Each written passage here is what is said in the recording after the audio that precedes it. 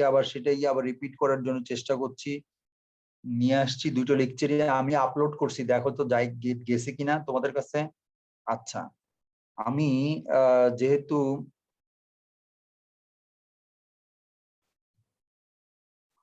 আমি লেকচারটা ইয়েটা যেহেতু ছবিটা যখন ভেঙে যাচ্ছে পিডিএফ এ, আমি ওয়ার্ড ফাইলটা ওপেন করি, হ্যাঁ ওয়ার্ড ফাইলটা দিয়ে দেখানোর চেষ্টা করি। সেটা হলো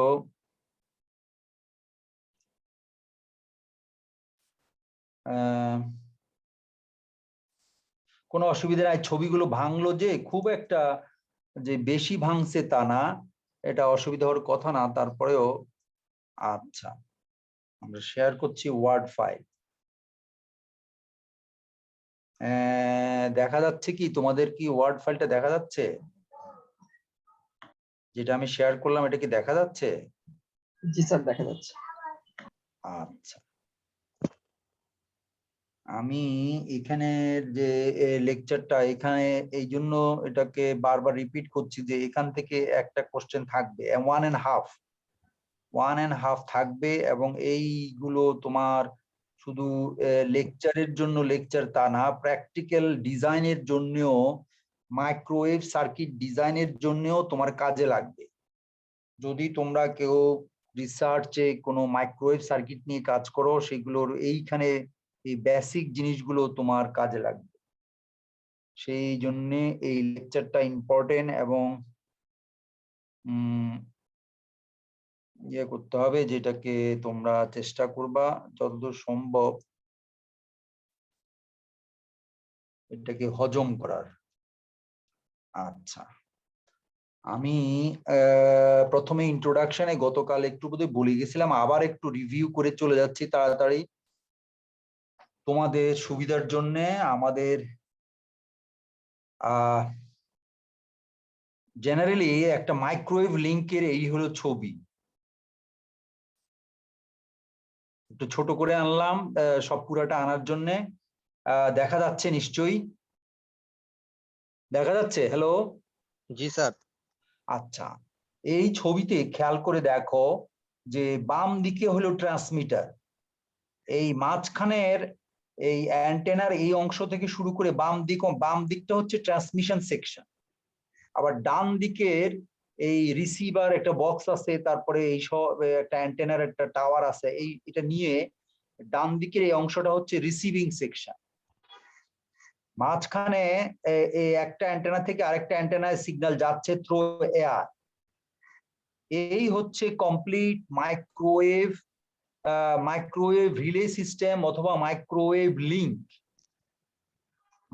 লিঙ্কের ছবি বা মাইক্রোওয়েভ কমিউনিকেশনের ছবি, মাইক্রোওয়েভ কমিউনিকেশন। এখন তুমি যদি আমার জিজ্ঞেস করো যে মাইক্রোওয়েভ কমিউনিকেশন কেন, অন্য কমিউনিকেশনও তো আছে। হ্যাঁ, মাইক্রোওয়েভ কমিউনিকেশন হচ্ছে one of the important communication, যেখানে আমরা রিলায়েবলি একটা জায়গা থেকে আরেক জায়গায় সিগন্যাল পৌঁছাইতে পারি। সেজন্য আমার যে জিনিসটা দরকার সেটা হলো একটা ট্রান্সমিটিং সেকশন আর একটা রিসিভিং সেকশন। তবে এখানে একটা প্রবলেম হচ্ছে, ট্রান্সমিশন সেকশনের যে অ্যান্টেনা সেটা কিন্তু রিসিভিং অ্যান্টেনার একদম লাইন অফ সাইট, চোখে চোখ রাখার মতো যদি না তাকায়া থাকে, তাহলে কিন্তু ট্রান্সমিটিং সিগন্যাল রিসিভিং অ্যান্টেনাতে পৌঁছাবে না। এই একটা প্রবলেম ছাড়া বাকি সব অ্যাডভান্টেজ এখানে পাওয়া যায়। সেগুলো কি? সেগুলো হলো হাই ফ্রিকোয়েন্সি, যে সুবিধাটা সেটা আমরা এখানে পাবো।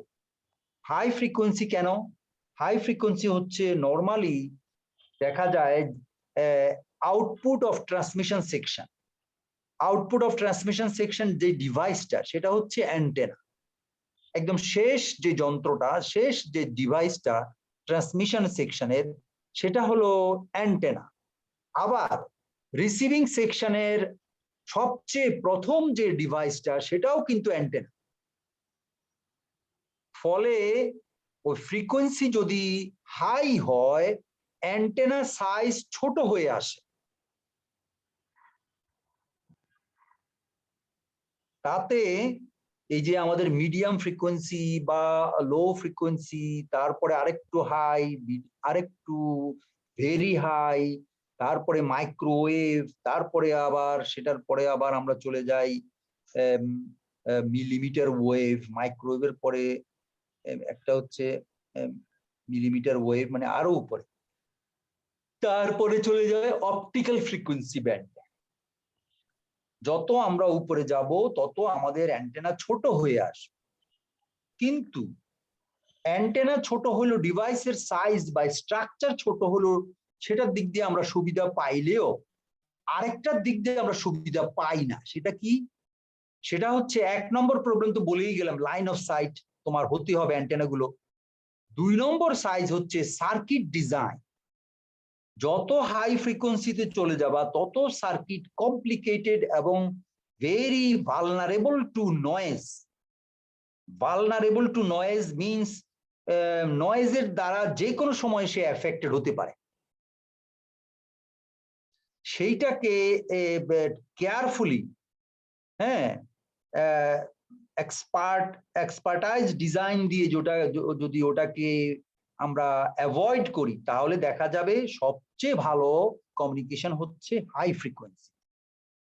লো ফ্রিকোয়েন্সিতে এই সমস্ত প্রবলেমগুলো প্রায় থাকে এবং অনেক সময়ই দেখা যায় এদেরকে এলিমিনেট করা বা এদেরকে অ্যাভয়েড করা সম্ভব হয় না। সেই জন্য আমরা মাইক্রোওয়েভ লিঙ্ক প্রেফার করি, ঠিক আছে, কিন্তু মাইক্রোওয়েভ লিঙ্কের যে ইয়েগুলো, ডিভাইস গুলো আমাদের লাগে একটা পুরো একটা কমপ্লিট সিস্টেমে, সেটার জন্য এই ছবিতে আমি অলরেডি দেখাইলাম যে এখানে যে যে জিনিসগুলো লাগে এক একটা সেকশনে, ট্রান্সমিশন সেকশনে লাগে ট্রান্সমিটিং। প্রথমে একটা ইনপুট সিগন্যাল, এটা গান হতে পারে, ছবি হতে পারে, যে কোনো একটা ক্যামেরা দিয়ে একটা ছবি বা কিছু একটা নিয়ে তুমি ট্রান্সমিশন সেকশনে দিলা, এখানে সিগন্যালটা প্রসেসিং হয়। এই সিগন্যালটা প্রসেসিং হয়ে এই যে একটু হলুদ কালার বলো বা একটু কি বলবো, কি এটাকে ব্রাউন কালার বলো, এই ব্রাউন কালারটা হচ্ছে আসলে ট্রান্সমিশন লাইন। তার মানে এই রুম থেকে একটা কেবল দিয়ে, ওয়েভ গাইড দিয়ে সিগন্যালটাকে অ্যান্টেনা পর্যন্ত নিয়ে যেতে হয়। এই জন্য উদ্দেশ্য হচ্ছে ট্রান্সমিটিং বা প্রসেসিং ইউনিটের এবং অ্যান্টেনার মাঝখানে যে ডিস্টেন্সটা, এটা 10 মিটার, 20 মিটার, 50 মিটার, যাই হোক, এখানে আমরা ট্রান্সমিশন চাই না। এখানে আনওয়ান্টেড ট্রান্সমিশনটাকে বন্ধ করার জন্য এখানে ওয়েভ গাইড ইউজ করা হয়, যে ওয়েভ গাইড অলমোস্ট মানে অল্প কিছু অ্যাটেনিউট করা ছাড়া বাকি এই ট্রান্সমিটিং অ্যান্টেনার যে প্রসেসিং ইউনিটের যে অ্যান্টেনার, প্রসেসিং ইউনিট বা ট্রান্সমিটিং সেকশনের সিগন্যাল গুলিকে অ্যান্টেনা পর্যন্ত অলমোস্ট 80 থেকে 85% নিয়ে যায়। বাকি ওখান থেকে আবার এটা ট্রান্সমিট হয়ে যায়, সেখানে সব ট্রান্সমিট হয় না, সেখান থেকে আবার প্রায় 50% লস হয়ে বাকিটা ট্রান্সমিট হয়। এইভাবে আবার এখানেও কনভার্সনের সময় আমরা যা এখানে ইন্টারসেপ্ট করলো, এই অ্যান্টেনাতে যেটুকু ইন্টারসেপ্ট করলো সেইটুকু পুরোটা আবার কনভার্ট হয় না, কিছুটা রিফ্লেক্ট করে, বাউন্স ব্যাক করে সিগন্যাল, বাউন্স ব্যাক করে কিছুটা, এখানে যেগুলো অ্যাবজর্ব হয় তার মধ্যে আবার এই ট্রান্সমিশন লাইন দিয়ে রিসিভিং সেকশনে এসে পৌঁছায়। কি জন্য? সিগন্যাল ইউজারের কাছে পৌঁছানোর জন্য, প্রসেসিং করার জন্য এখানে এসে পৌঁছায়। এখান থেকে ডিমডুলেশন প্রসেসিং করে এটা, যদি একটা মনে করে একটা বক্তৃতা হয় যেটা আমরা স্পিকারে দেব, তখন একটা স্পিকার হলো তার আউটপুট লোড, সেখানে কথাটা চলে যাবে, এখানে কথা হচ্ছে, এখানে সেটা শোনা যাবে। ছবি যদি হয় একটা মনিটর লাগবে, মনিটরের মধ্যে আমরা ভিডিওটা দেখতে পাবো। তো এই যে ট্রান্সমিশন লাইন, এই ট্রান্সমিশন লাইন সম্বন্ধে এখন আজকে আমরা পড়বো। এখানে আছে হাই ফ্রিকোয়েন্সিতে ট্রান্সমিশন লাইনগুলোর বিহেভিয়ার কিরকম সেটাই দেখব। একটা অ্যান্টেনা থেকে আরেকটা অ্যান্টেনায় ওপেন এয়ারের মধ্য দিয়ে কিভাবে সিগন্যাল যায় সেটার হলো আমরা ইলেকট্রোম্যাগনেটিক ওয়েভ প্রপাগেশনের মধ্যে কিছু কিছু পড়ে আসছি। তো সেখানে আমরা শুধু কেবল এয়ারের মধ্য দিয়ে ওয়েভ প্রপাগেশন হলো এটা না, এই ওয়েভ প্রপাগেশন যদি এখানে যদি মনে করো এখানে যদি গ্লাস হতো তাহলে গ্লাসের ভিতর দিয়ে কিভাবে যাবে, যদি এখানে কপার কন্ডাক্টর হতো তাহলে কিভাবে যাবে, এই এখন এয়ার আছে, এয়ারের ভিতর দিয়ে এভাবে বিভিন্ন মিডিয়ামের ভিতর দিয়ে কিভাবে যায় সেটাও আমরা পড়ে ফেলছি। এয়ারের ভিতর দিয়ে যেটা যাচ্ছে এক অ্যান্টেনা থেকে আরেক অ্যান্টেনা, সেটা আমাদের মাইক্রোওয়েভ লিঙ্কে কাজে লাগে। খুব বেশি আমরা এটাকে অ্যাপ্লাই করব। এরপরের আমাদের আরেকটা টপিকস রয়ে গেছে অ্যান্টেনা, সেটা আমরা পরবর্তীতে পড়বো। আজকে আমরা কনসেন্ট্রেট করব ট্রান্সমিশন লাইনের উপর। তো এইখানে একটা বেসিক একটা জিনিস, এখানে ইম্পর্টেন্ট একটা লাইন হলো, এখানে আমি লিখছি, দেখো এটা খুব মানে তোমাদের খুব জানা দরকার। সেটা হলো দিস বেসিক কম্পোনেন্টস, বলতে যে উপরের কম্পোনেন্ট গুলো যেগুলো বললাম, এই ওয়েভ গাইডিং অ্যান্টেনা আর যাই বলো না কেন, ট্রান্সমিশন লাইন, এগুলো these basic components exist in every radio communication system. Radio মানে হচ্ছে ওয়্যারলেস কমিউনিকেশন সিস্টেমে, এই প্রত্যেকটা কমিউনিকেশন সিস্টেমে এই জিনিসগুলো থাকে, whether it is low frequency or of high frequency, low frequency হোক আর হাই ফ্রিকোয়েন্সি হোক, এই জিনিসগুলো আমাদের থাকে একটা কমিউনিকেশন সিস্টেম। আচ্ছা, এবার আমরা একটু ডিটেলসে যাই। সেটা হচ্ছে, আমি গত ক্লাসেও বলেই গেছি, এই ট্রান্সমিশন লাইনগুলো, এই ট্রান্সমিশন মিডিয়াম বা ট্রান্সমিশন মিডিয়ামটা বলো আর লাইন বলো, এটা ফ্রিকোয়েন্সির সাথে স্ট্রাকচারটা চেঞ্জ হয়। তো ধরো অপারেটিং ফ্রিকোয়েন্সি যদি 50-60 হার্টজ হয়, তখন আমাদের কেবলগুলো একরকম হবে। এই যে টুইস্টেড পেয়ার কেবল এখানে দেখাই গেছি, এই একটা, আবার এই ধরনের একটা, এগুলো হচ্ছে এসি বা পাওয়ার কেবল বা ফ্রিজ, এগুলোতে ব্যবহার করে পাওয়ার কেবল হিসেবে, বা কম্পিউটারে ব্যবহার করে এই রিলায়েবল পাওয়ার সাপ্লাই এর জন্য। আর এইটা হচ্ছে অর্ডিনারি আমাদের পাওয়ার কেবল, আমাদের একটা বাতি, একটা ফ্যান কানেকশনের জন্য। এগুলো কিন্তু ট্রান্সমিশন লাইন লো ফ্রিকোয়েন্সিতে কাজ করে, 50-60 হার্টজ এই রেঞ্জে কাজ করবে, 50-60 হার্টজ। যদি ফ্রিকোয়েন্সি আরেকটু বেড়ে যায়, মনে করো একটা ফ্রিকোয়েন্সি 500 মেগাহার্টজ, এই রেঞ্জে 500 মেগাহার্টজের একটা ফ্রিকোয়েন্সি রেঞ্জে, ফ্রিকোয়েন্সি, হ্যাঁ 500 মেগাহার্টজ, তখন এটা মনে করো আমাদের একটা অ্যান্টেনা ওয়্যার, এই অ্যান্টেনা ওয়্যারের ক্যারেক্টারিস্টিক্স তখন হবে এইরকম, এই ফ্ল্যাট অ্যান্টেনা ওয়্যার। এই যে এটা হতে পারে এয়ার, এটার মধ্যে শুধু এয়ার আছে, মাঝখানে এয়ার, আর এই একটা কপার ওয়্যার, এই একটা কপার ওয়্যার। আবার এইখানে হচ্ছে এর মাঝখানে পলিথিন দেওয়া বা ডাইলেকট্রিক দেওয়া, আর এখানে একটা কপার কন্ডাক্টর, এখানে একটা কপার, এগুলো ফ্ল্যাট ওয়্যার। এগুলো সাধারণত অ্যান্টেনার ফিড হিসেবে কাজ করে, অ্যান্টেনা বা টেলিভিশন এইগুলোতে এগুলো ব্যবহার করা হয় ফ্ল্যাট অ্যান্টেনা। ফ্রিকোয়েন্সি হচ্ছে 500 mega plus minus, 500 megahertz plus minus.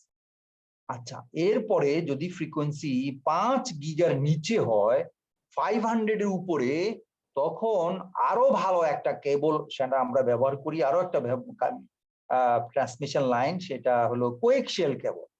সেটা আরো ভালো কাজ করে, আপ টু 5 গিগা পর্যন্ত, সেটা হলো কোয়েক্সিয়াল কেবল। তারও ছবি এখানে দেওয়া আছে। কোয়েক্সিয়াল কেবলের পরে যদি সিগন্যাল ফ্রিকোয়েন্সি যদি এই রেঞ্জে হয়, হ্যাঁ, এখানে বোধহয় এই রেঞ্জটা বোধহয় মাইনাস লেস দেন হবে, এফ লেস দেন 30 গিগা, তার মানে এইরকম একটা সাইন হবে। আচ্ছা, 5 এর উপরে এবং স্যার ওটা ঠিকই ছিল স্যার। ঠিকই ছিল। হ্যাঁ, মানে উল্টা দিক থেকে লিখছে তো সেই কারণে। ও আচ্ছা, ওইভাবে লিখলে এফ, জি স্যার, লেস দ্যান 30 আর হচ্ছে গ্রেটার দ্যান 5। ঠিক আছে, এইটাই ঠিক আছে। মানে স্যার তীরের এফটা হচ্ছে আমার ভ্যারিয়েবল, এফটা হচ্ছে ভ্যারিয়েবল, বুঝছো? এফ এফ এর ভ্যালু লিমিট দেওয়া আছে, এফ এর ভ্যালু ভ্যারিয়েবল কতটুকু যেতে পারবে, 5 এর উপরে যেতে পারবে, 30 এর উপরে যেতে পারবে না, নাকি? স্যার তীরের মাথাটা মানে যে দিকটা বড় ওইটা হচ্ছে গিয়ে বড় মিন করে, আর ছোটটা হচ্ছে গিয়ে ছোট মিন করে। সো 30 তো বড় না, তাহলে ওইদিকে বড় সাইডটা হবে, খোলা সাইডটা। তাহলে এফ গ্রেটার দেন 30। হ্যাঁ, এটা হয়ে গেল আর কি। এখন হয়ে গেল 30 এর উপরে হয়ে গেল। হ্যাঁ হ্যাঁ, আর আগেরটা ছিল বোধহয় এরকম, তার লেস মানে দেন। Less than. আচ্ছা এবার ঠিক ঠিক আছে, আছে। তাহলে ঠিকই আছে মনে হয়, তাহলে ঠিকই আছে, আগেরটাই ঠিক ছিল, আমি আরো কনফিউজ করলাম। লেস দেন 30, তাহলে এফ গ্রেটার দেন 5 এন্ড 30 নিচে হলে আমরা ওয়েভ গাইড ইউজ করি, সেটাও দেখাইছিলাম মনে হয় একদিন তোমাদের ক্লাসে। একটা ওয়েবগাইড দেখাচ্ছিলাম, এগুলো এই যে একটা ওয়েবগাইড এরকম ভাবে আগে ছিল না, এই ছবি এই আপডেট লেকচার এটা অ্যাড করছি। 30 গিগা পর্যন্ত এটা কাজ করে। আচ্ছা, ওয়েবগাইড আবার কন্ডাক্টিং মেটেরিয়ালস দিয়ে বানানো, এটা 30 গিগার পরে আবার ভালো কাজ করে না। যখন তোমাদের এটা যদি 200 টেরা বা অপটিক্যাল ফ্রিকোয়েন্সি রেঞ্জে চলে যাব, তখন আমাদের ইনসুলেটর ব্যবহার করতে হয়। এই যে এখানে লেখা আছে transmission medium is made of insulator or not conductor। হ্যাঁ, টেরাহার্জ রেঞ্জে তোমার তখন আর ওই কন্ডাক্টিং মেটেরিয়াল দিয়ে ওয়েভগাইডই বানায় আর কোয়েক্সিয়াল কেবলই বানায়, ওগুলার কাজ করে না। তখন আমাদের লাগে অপটিক্যাল গ্লাস ফাইবার। তো অপটিক্যাল গ্লাস ফাইবারের ছবি গতবার দিয়েই নেই বা দিতে পারি নাই, আপডেট করা হয়নি, এবার দিয়ে দিছি অপটিক্যাল গ্লাস ফাইবার। এই বিভিন্ন কালারের অপটিক্যাল গ্লাস ফাইবার, এগুলো তোমার কালার ম্যাচিং করে ইনপুট এইখান থেকে ইনপুট এবং আউটপুট ওইভাবে ম্যাচিং করে লাগানো হয়। তাহলে এই যে ট্রান্সমিশন লাইনের স্ট্রাকচার আমি যে বললাম ফ্রিকোয়েন্সির সঙ্গে সঙ্গে চেঞ্জ হয়ে যায়, স্ট্রাকচার ফ্রিকোয়েন্সির সাথে সাথে স্ট্রাকচার চেঞ্জ হয়ে যায়, সেটার একটা এক্সাম্পল এইগুলো দেখাচ্ছি বিভিন্ন রকম।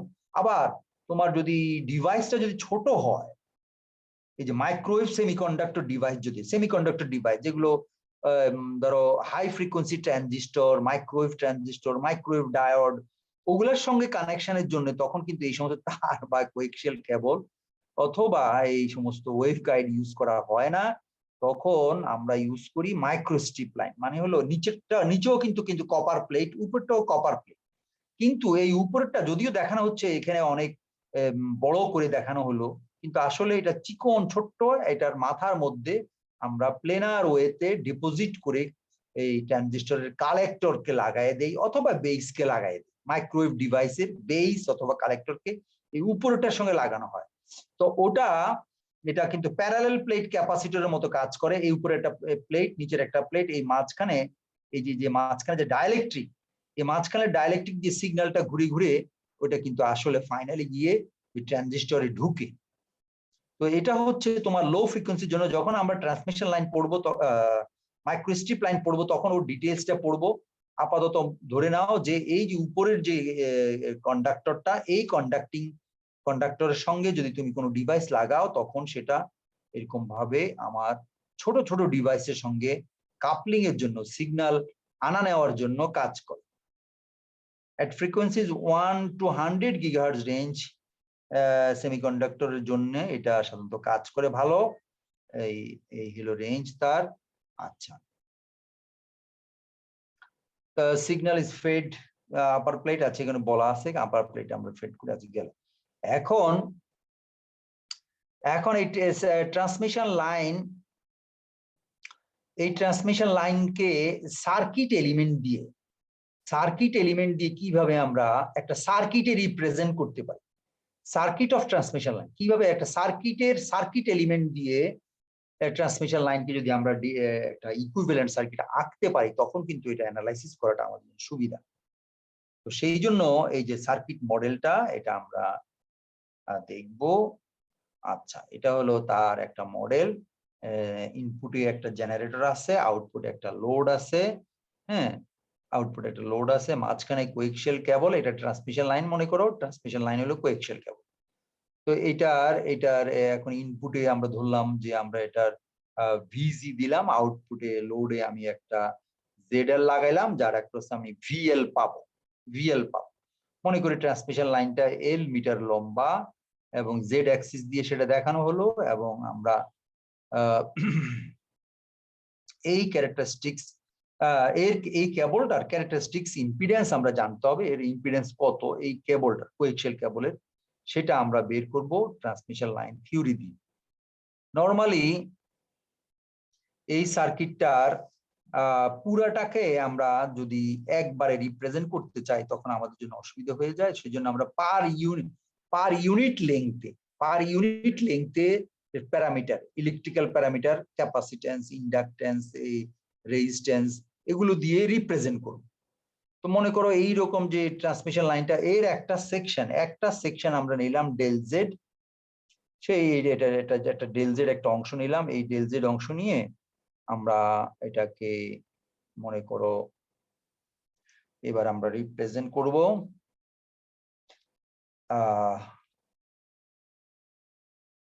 ডেল জেড অংশ দিয়ে করলাম এটাকে, ছবিটা কেমন যেন ছিল,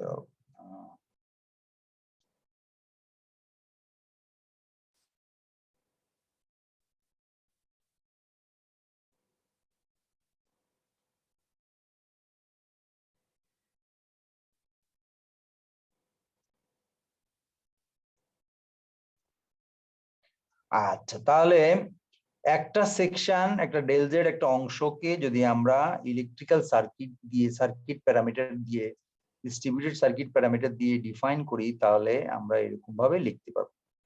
তার মানে যখন যে কোনো তারেরই অল্প 1 মিটারই হোক আর 2 মিটারই হোক, ওর একটা ডিসি রেজিস্ট্যান্স আছে।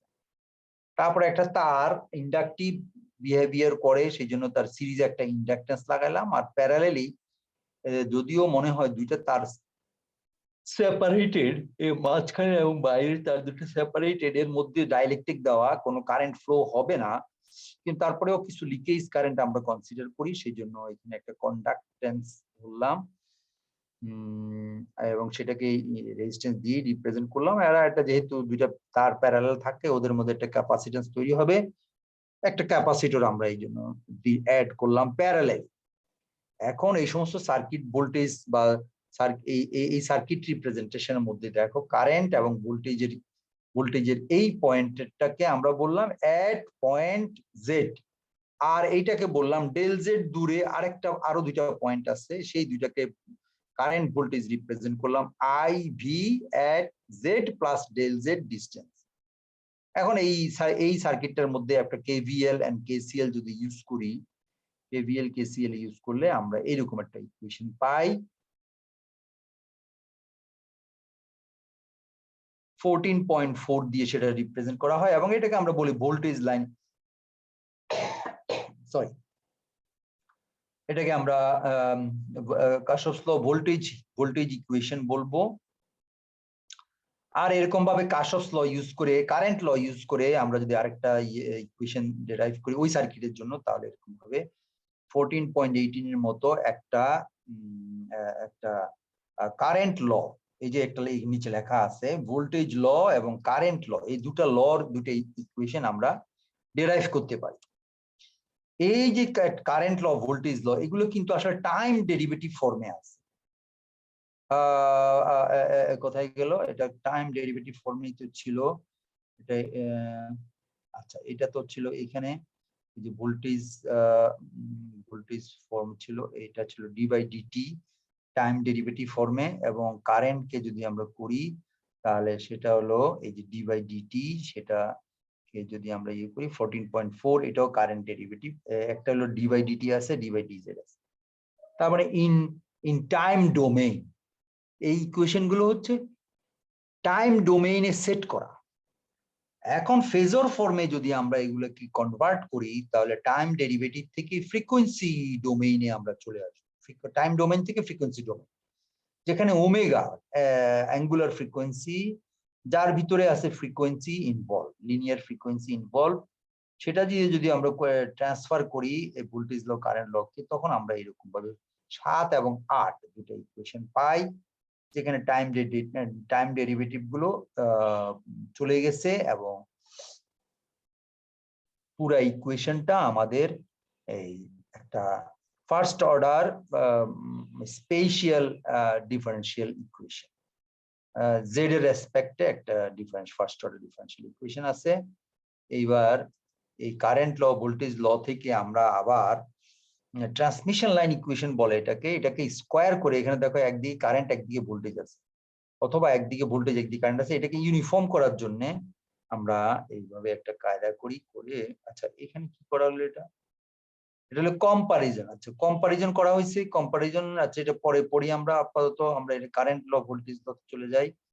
এটাতে হয়েছে কি, ট্রান্সমিশন লাইন ইকুয়েশন এটাকে স্কোয়ার করে দুদিকে থেকে আমরা এই কারেন্ট ভোল্টেজ একটা আরেকটাকে এলিমিনেট করে সব ভোল্টেজ অথবা সব কারেন্টে কনভার্ট করা। তাতে দেখা যায় যে 23-24 দুটো ইকুয়েশন এখানে একটা ওয়েভ ইকুয়েশন আকারে এটা ফর্ম করে। তাতে দেখা যায় ডিজেড স্কোয়ার এইভাবে আমাদের একটা ডিফারেন্সিয়াল টাইম ডেরিভেটিভ থাকে, ডাবল টাইম স্পেশাল কোঅর্ডিনেটের মাধ্যমে, এবং এইটা হলো ট্রান্সমিশন লাইন ইকুয়েশন, এই দুটো। ফলে এই দুইটা এবং ওই current law, voltage law equation গুলো, এই সবগুলো মিলেয়া আমরা বলি এটাকে transmission line equations or telegrapher's equation. এই যে ট্রান্সমিশন লাইন, এই যে লিখছি এখানে transmission line equations or telegrapher's equation. আচ্ছা, তাহলে এবার আমাদের এই ইকুয়েশন গুলো হয়ে গেল। কিন্তু এখানে যে আমাদের যে ট্রান্সমিশন লাইন যে ইকুয়েশন গুলো আছে সেগুলো খেয়াল করে দেখো, এটা আমাদের ওই আমরা প্লেন ওয়েভ যখন পড়ছিলাম সেই প্লেন ওয়েভের ইকুয়েশনের মতোই। সেটা হলো ডাবল ডেরিভেটিভ, এটা ওয়ান ডিমেনশনাল একটা ওয়েভ ইকুয়েশন। এই ওয়ান ডিমেনশনাল ওয়েভ ইকুয়েশনের সলিউশন আমরা প্লেন ওয়েভ যখন পড়ছি, সরি ইউনিফর্ম প্লেন ওয়েভ যখন পড়লাম, তখন আমরা এটার সলিউশন কিন্তু আমরা বের করছি। তো সেটা ছিল এই যে একটা দুটা ওয়েভের সুপারপজিশন। এই যে আমি এখানে লিখছি 26-27 নম্বর ইকুয়েশন দিয়ে লিখছি।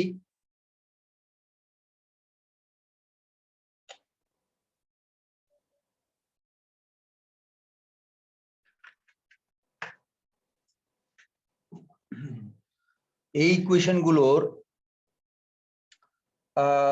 V plus and V minus, এই দুইটা কোএফিসিয়েন্ট আই প্লাস এবং I naught plus I naught minus, এগুলো হচ্ছে কোএফিসিয়েন্ট, অ্যামপ্লিটিউড কোএফিসিয়েন্ট। তো এগুলো আমরা বের করতে হবে, আমাদের বের করব। এখন প্লাস মাইনাস দিয়েও আমরা বুঝাচ্ছি যে আমরা ওয়েভ পজিটিভ গোয়িং ওয়েভ আর নেগেটিভ গোয়িং ওয়েভ এটাকে বুঝাইছি, আর কিছু না।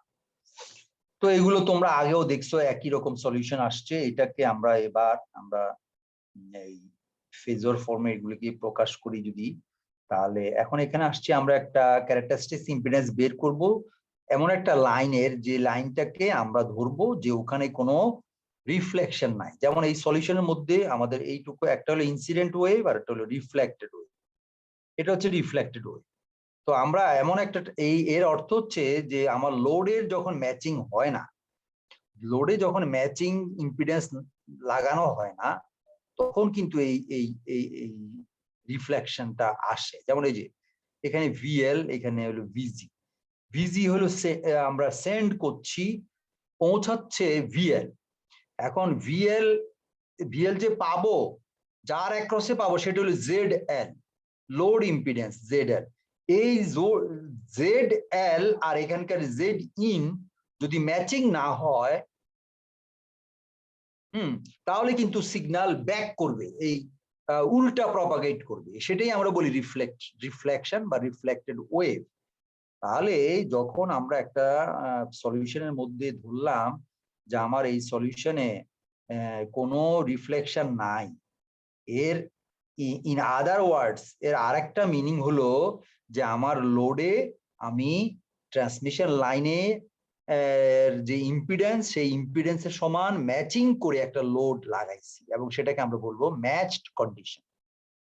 তো এই ম্যাচড কন্ডিশনে আমাদের যদি আমাদের রিফ্লেকশন না থাকে, তখন আসলে ট্রান্সমিশন লাইনের ইম্পিডেন্স কত হয় সেটা বের করার জন্য এখানে এই যে বের করছি, ট্রান্সমিশন লাইনকে ইনফাইনাইট লাইন ধরতে হয়।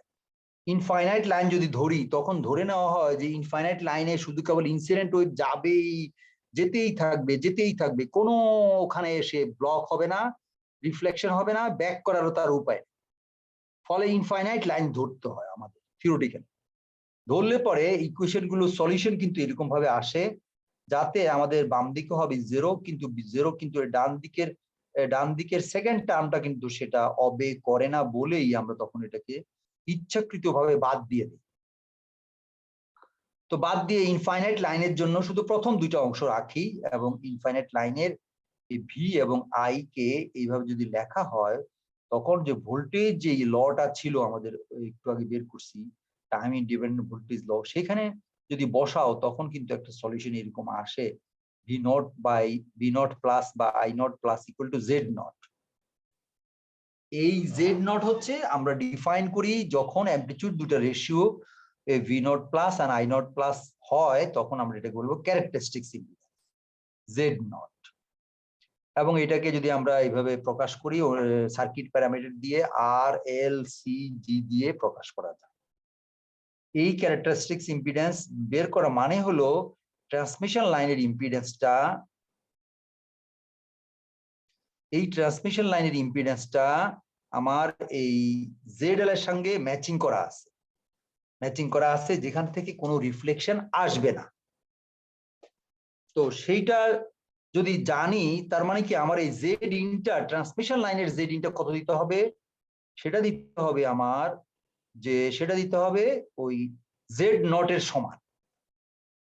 জেড নট এর সমান যদি দেই তাহলে দুইটা ম্যাচিং হবে। এই হলো এখানকার আসলে সিগনিফিকেন্সটা হলো জেড নট এর মতো ভ্যালু দিলে পরে আমরা ওখানে সিগন্যালটার মধ্যে ওই লোড থেকে কোনো রিফ্লেকশন পাবো না। তা এখন এই ক্যারেক্টারিস্টিক্স ইম্পিডেন্স আমরা বিভিন্ন রকম প্রবলেমে বিভিন্ন রকম আমি ভ্যালু দিয়ে দিছি।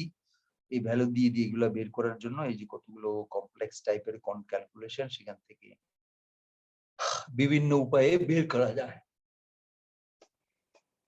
আর জিটি এগুলো জানলে কতগুলো এক্সাম্পল দিয়ে রাখছি, এগুলো পরীক্ষা তোমরা পড়বা, তাহলে পরীক্ষা আসবে, যে কোনো একটা আসবে। এখন এই ক্যারেক্টারিস্টিক্স ইম্পিডেন্স বের করার আরো কতগুলো উপায় আছে, সেটা হলো স্ট্রাকচার থেকেও বের করা যায়। সেগুলো হলো এই যে বিভিন্ন রকম ইয়ে থেকে। তো আমরা এখন এখানে আসি অ্যাপ্রক্সিমেট ভ্যালুগুলো কিভাবে কি করব আমরা এখন এখানে আসি। সর্বপ্রথম হলো যে আমাদের ট্রান্সমিশন লাইনের মধ্যে আমরা সিরিজ একটা রেজিস্ট্যান্স ধরছি। ওই সিরিজ রেজিস্ট্যান্সটা থাকার অর্থ হলো ওই রেজিস্ট্যান্সে কিছু ড্রপ হবে এবং ওই ড্রপের জন্য আমার একটা লস হবে সার্কিটে। তো সেই জন্য সার্কিটে রেজিস্ট্যান্সটা কনসিডার করা আর না করার উপরে ডিপেন্ড করে আমাদের লসলেস অথবা লসি ট্রান্সমিশন লাইন আমরা কল্পনা করব। এখন লসলেসের জন্য যা অবস্থাটা হয় সেটা হলো আর এবং জি কে যদি 0 করে দেই, তখন ক্যারেক্টারিস্টিক্স ইম্পিডেন্সের ইকুয়েশন অ্যাপ্রক্সিমেটলি এই যে এল বাই সি হয়, characteristics impedance L by C. আচ্ছা, তা এখন এটা যেহেতু ক্যারেক্টারিস্টিক্স ইম্পিডেন্স জেনারেলি কমপ্লেক্স, এর একটা রিয়েল পার্ট একটা ইমাজিনারি পার্ট থাকবে, সেটাকে আমরা এইভাবে লিখলাম একটা R 0 plus X naught resistance and দুটো পার্ট দিয়ে লিখলাম। এবং যেহেতু এটা পজিটিভ, রিঅ্যাকট্যান্স পার্টটা হলো পজিটিভ, সেই জন্য এটাকে আমরা বলবো ইন্ডাকটিভ টাইপ ইম্পিডেন্স। ক্যাপাসিটিভ যদি হইতো তাহলে সেখানে মাইনাস আসতো। আচ্ছা, এখন এই লসলেস ট্রান্সমিশন লাইন কনসিডার করলাম যার আর ইকুয়াল টু আর নট বের করা যায় √L/L/C দিয়ে। তো এটা হলো ক্যারেক্টারিস্টিক্স ইম্পিডেন্স, তার মানে রিয়েল পার্টটাই হচ্ছে ভ্যালু। তো এবার আমরা আসি, যদি আমরা এটা লসলেস ট্রান্সমিশন লাইন কনসিডার করি, তখন আমাদের ট্রান্সমিশন লাইনের যে ইকুয়েশন গুলো তার থেকে কতটুকু ভুল হলো আমার, কতটুকু আমার হবে বা ডেভিয়েশন হবে বা আমি মিস করব, কতটুকু আমার এরর ঢুকবে, সেটা যদি দেখতে চাই আমরা হাই ফ্রিকোয়েন্সিটা কনসিডার করি। হাই ফ্রিকোয়েন্সিতে দেখা যায় এই যে কন্ডিশনটা 42 নম্বর ইকুয়েশনে দেওয়া আছে, এই কন্ডিশনটা সাধারণত ফুলফিল করে এই ক্যারেক্টারিস্টিক্স ইম্পিডেন্স ইকুয়েশনটা।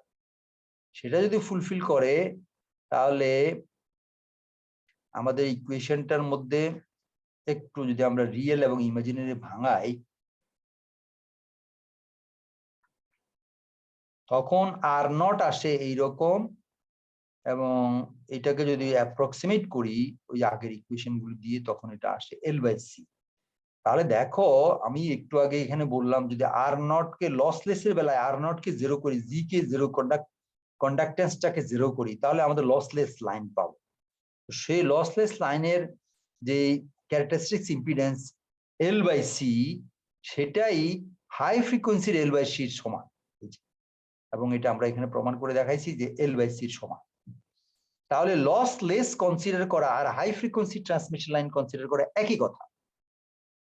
এই হলো আসল বক্তব্য। এবার আমি রিঅ্যাক্ট্যান্সটাও দেখাইছি, একই কথা। রিঅ্যাক্ট্যান্সটাও ওখানে আমাদের রিঅ্যাক্ট্যান্সটা ক্যালকুলেট করতে হবে আমাদের ওই LC/G এগুলো দিয়ে। তাতে দেখা যায় ওটার ভ্যালু 0 হয়। তো লো ফ্রিকোয়েন্সি হাই ফ্রিকোয়েন্সি করলে দেখা যায় হাই ফ্রিকোয়েন্সি কেসে LX0 X0 বা রিঅ্যাক্টিভ পার্টের ভ্যালু আসে 0, এবং এটা কিন্তু তখন লসলেস কন্ডিশনেও তাই পাইছি আমরা, সেখানেও 0 পাইলাম, 0 পাইছি এবং সেটার সঙ্গে ম্যাচিং করে। তাহলে যেটা আমরা বলতে পারি যে আমরা এই যে লসলেস কন্ডিশনটা যে কনসিডার করি, এটা আসলে আমরা হাই ফ্রিকোয়েন্সি কেসটাই আসলে কনসিডার করছি, যেটা আমাদের এই লেকচারের সঙ্গে কোইনসাইড করছে। যারা মাইক্রোওয়েভ ফ্রিকোয়েন্সি হচ্ছে হাই ফ্রিকোয়েন্সি, ফলে ট্রান্সমিশন লাইনের যে ক্যারেক্টারিস্টিক্স এখন আমরা বের করব lossless transmission line, that is equivalent to high frequency transmission line. এই আর কিছু না। তো এবার আমরা আসো অন্য একটা পয়েন্টে যাই, সেটা হচ্ছে এই ট্রান্সমিশন লাইনের বিভিন্ন রকম অঙ্ক আমি করাইছি। এটা হয়তো ক্লাসে করানো সম্ভব কিনা জানি না, আমি সম্ভব না মনে, যেহেতু নাই কেউ। এই ট্রান্সমিশন লাইন কতগুলো অঙ্ক এখানে দেওয়া আছে, এই অঙ্কটার ভিত্তির উপরে ইয়ে করে এখানে আমি একটা ম্যাটল্যাবের প্রোগ্রাম আঁকছি। তোমরা যদি দেখো তাহলে সেখানে বুঝবা যে লো ফ্রিকোয়েন্সিতে ক্যারেক্টারিস্টিক ইম্পিডেন্স হাই করে বেড়ে যায় একেবারে অনেক দূর, নিয়ার অ্যাবাউট ইনফিনিটি। Whereas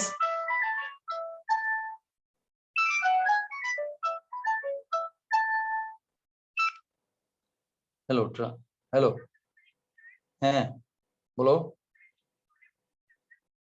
হ্যাঁ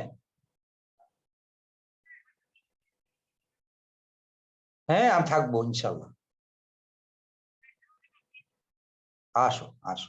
তুমি ঢাকায়? এখন কি ঢাকায়? আচ্ছা আচ্ছা আসো। 12টা থেকে এই আমার কিন্তু লেকচার আছে 1টা পর্যন্ত, 1টার পরে আসবা। আচ্ছা আচ্ছা ঠিক। আর সেটা দেখা যাবে। আচ্ছা তুমি আসো আগে, তুমি আগে আসো। আচ্ছা বাই বাই। আচ্ছা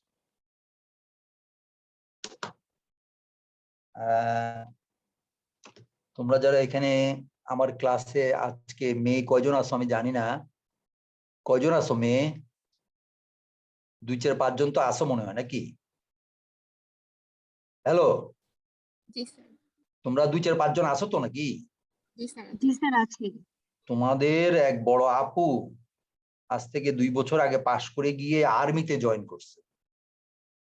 সে চিটং ট্রেনিং শেষ করে এখন সিলেট ক্যান্টনমেন্টে আছে।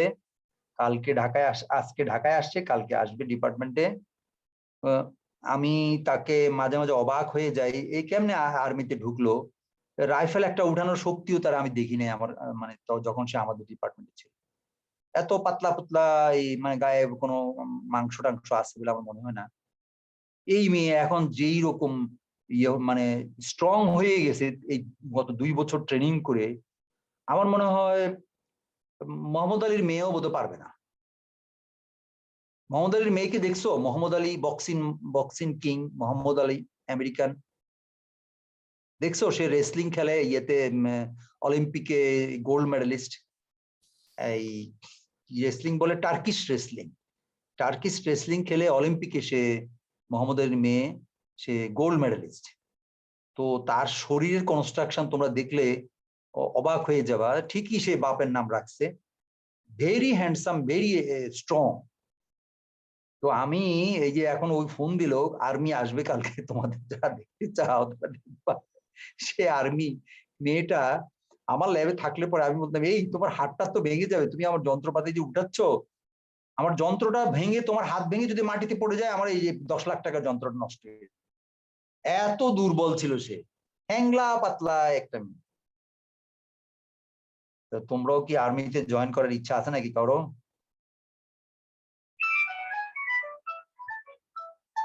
ইউক্রেনে যেতে পারো। ইউক্রেনের যুদ্ধে যেতে পারো। হ্যালো আফিয়া, বলো।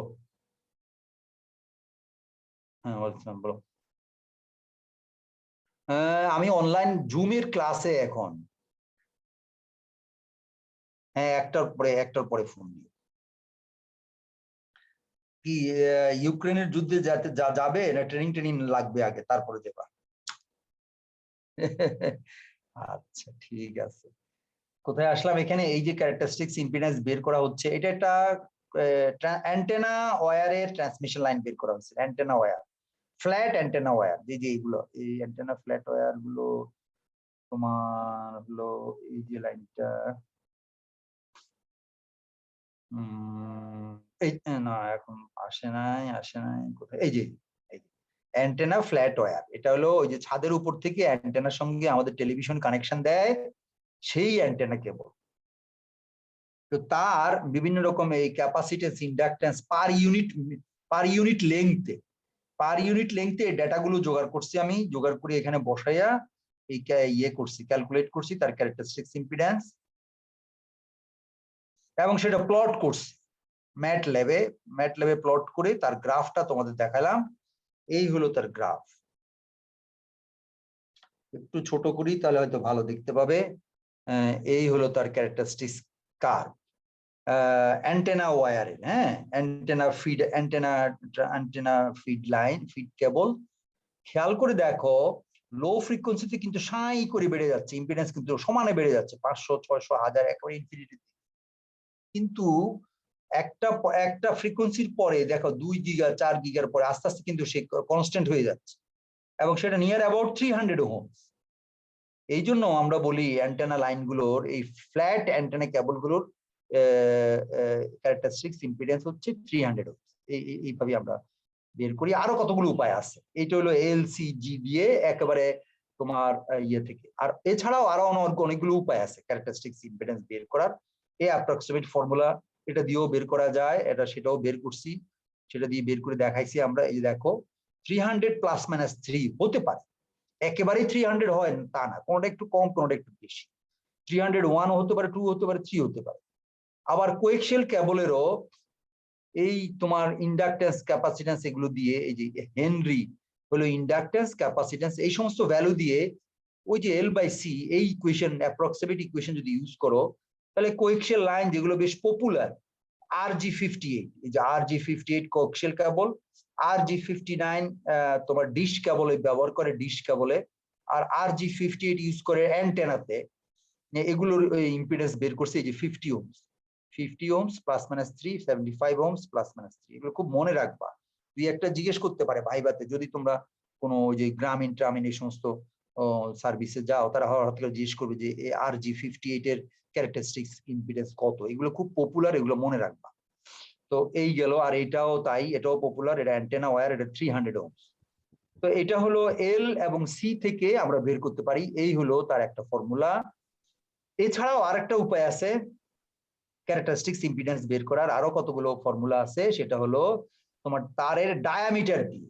ধরো আমি একটা এই যে তারটার ফিজিক্যাল এই যে একটা স্কেমেটিক ডায়াগ্রাম আঁকলাম, মনে করে এটা তারের কপার ওয়্যার 1, এটা কপার ওয়্যার 2, এবং এটা যদি ডায়ামিটার যদি এরকম ভাবে আমরা আর দিয়ে, সরি রেডিয়াস যদি আর দিয়ে ডিনোট করি, তাহলে এবং একটা ক্যাপাসিটি, একটা লাইনের সেন্টার আরেকটা লাইনের সেন্টার থেকে ডি মিটার দূরে যদি হয়, যেমন এই দুইটা তারের সেন্টার থেকে সেন্টারের দূরত্ব যদি ডি হয়, তাহলে তাদের আবার ক্যারেক্টারিস্টিক্স ইম্পিডেন্স বের করা আরেকটা ফর্মুলা আছে। সেটা হলো এই যে ফর্মুলা দিয়ে রাখছি, এই যে ফর্মুলা, এগুলো বইতে দেওয়া আছে, আমি কালেক্ট করছি তোমাদের জন্য। এই ফর্মুলা দিয়েও বের করতে পারো, মানে কোন ডাটা টেবিল তোমার হাতের কাছে আছে তার উপর ডিপেন্ড করে ক্যারেক্টারিস্টিক্স ইম্পিডেন্স বের করা যায়। তো ডি/আর এইভাবে করে এইভাবে আমরা একটা ফর্মুলা বের করা যায়, সেইভাবে বের করে আমি দেখাইছি। দেখো এই 300 ওহমস আসে, এটারও 300 ওহমস আসে ±5। জেড নট ফর কোয়েক্সিয়াল কেবল, ওই একই ফর্মুলা দিয়ে কোয়েক্সিয়াল কেবলের ডায়ামিটার দিয়েও আমরা ওই একই √LC এই ফর্মুলা দিয়ে বের করতে পারি, তবে এটা অন্যরকম একটু ডায়ামিটার দিয়ে। এটা √LC না, এটা ডায়ামিটার দিয়ে, এবং লগারিদমিক ফর্মুলা ইউজ করে আমরা বের করছি, √LC না, এটা আরেকটা ফর্মুলা। তো এটা গেল ফ্ল্যাট ওয়্যারে বের করলাম। কোয়েক্সিয়াল কেবলেরও বের করে দেখাইছি, সেটার জন্য আসে আমার এগুলো এই যে ফর্মুলা গুলো দিয়ে আছে, এই দিয়ে যদি বের করি তাহলে সেটা আসে ধরো অ্যাকচুয়াল ক্যালকুলেশন আসে 50.1, আর টিপিক্যালি এটা হলো 50 প্লাস মাইনাস 3। আর জি 59 এর জন্য আমার এই ক্যালকুলেশন আসছিল 74, কিন্তু আসলে এটা 55 প্লাস মাইনাস 3 ধরা হয়, টিপিক্যাল ভ্যালু ধরা হয় এত, আমার ক্যালকুলেশন আসছে 74.6। তারপরে এটা হলো এলএমআর 400, এটা হলো 51.1, এটার অ্যাকচুয়াল টিপিক্যাল ভ্যালু হচ্ছে 50 প্লাস মাইনাস 3। তারপরে আর জি 213, এটা হচ্ছে 50, সাধারণত 50 প্লাস মাইনাস 3 আসলে আমার এই ক্যালকুলেশন আসছে 49.1। 49.1 পয়েন্ট আসলে তুমি মনে করবে যে এটা ভুল আসছে, না, এটা কাছাকাছি আছে, 50-এর কাছাকাছি। 51 আসছে, 50 এক্সিড করে গেছে, তাই বলে তুমি ভুল মনে করো না, এটা আসলে 50 ওহমস টিপিক্যালি ধরা হয়। তো এইরকম ভাবে কতগুলো ক্যালকুলেট করে দেখাইছি, এবং এইগুলো এই ডাটা টেবিল গুলো আমি কালেক্ট করছিলাম, সেখান থেকে এই ভ্যালু গুলো বের করছি। এই হলো ক্যারেক্টারিস্টিক্স ইম্পিডেন্সের কতগুলো কাহিনী। সেটা হলো একটা হলো লগারিদমিক ফর্মুলা, আর একটা হলো √L/C দিয়ে ফর্মুলা, √L/C দিয়ে ফর্মুলা, যেটা আরেকটা হচ্ছে একেবারে একেবারে অ্যাকুরেট।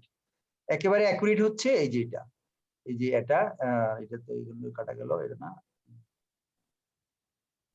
একেবারে অ্যাকুরেট ফর্মুলাটা হচ্ছে এই যে এটা, আর জি স্কয়ার রুট অফ এইটা হলো অ্যাকুরেট ফর্মুলা। তো এটা যেই ডাটা হাতে থাকে তা দিয়েই করা যায়, করে যেভাবেই হোক। আমরা ট্রান্সমিশন লাইন ইকুয়েশন, ট্রান্সমিশন লাইনের ক্যারেক্টারিস্টিক্স ইম্পিডেন্সটা আমাদের জানা দরকার, কোথায় আমাদের এটা কি হয়, কিভাবে আমরা বের করি, এইগুলো হলো ইম্পর্টেন্ট। তাহলে এই টপিকস এর মেইন যে আমাদের যে আইডিয়া, সেটা হলো একটা তার আমাদের নিতে হবে, সেই তারটা ট্রান্সমিটিং সেকশনই হোক বা রিসিভিং সেকশনই হোক, যার সঙ্গে আমরাকে কানেক্ট করতে হবে, ট্রান্সমিশন সেকশনই হোক বা রিসিভিং সেকশনই হোক, এখানে এই তারটা ইউজ করে ট্রান্সমিটিং সেকশন থেকে সিগন্যালটা নিয়ে অ্যান্টেনা দিতে হবে, অথবা অ্যান্টেনা থেকে সিগন্যাল নিয়ে রিসিভারে দিতে হবে।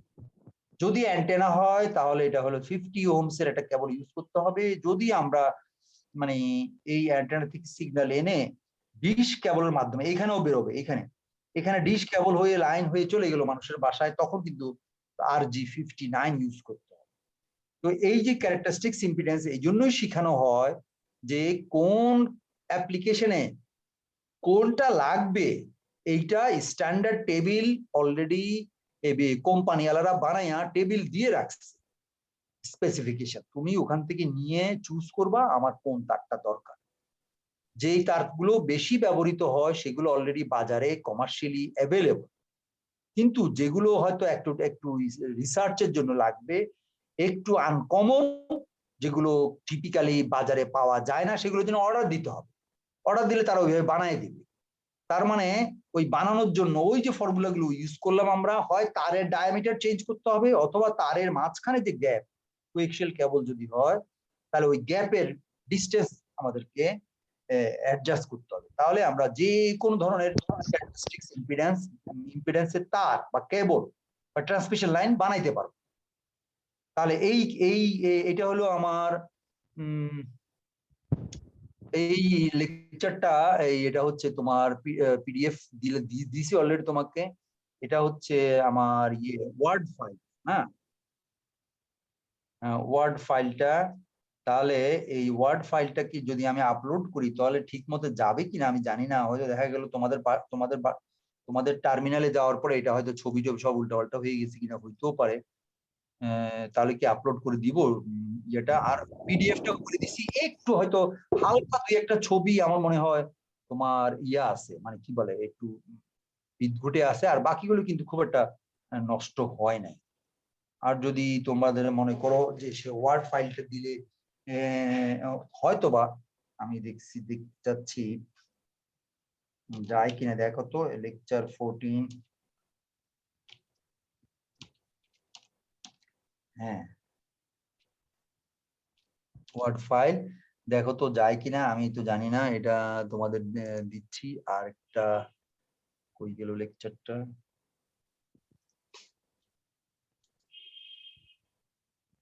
হ্যাঁ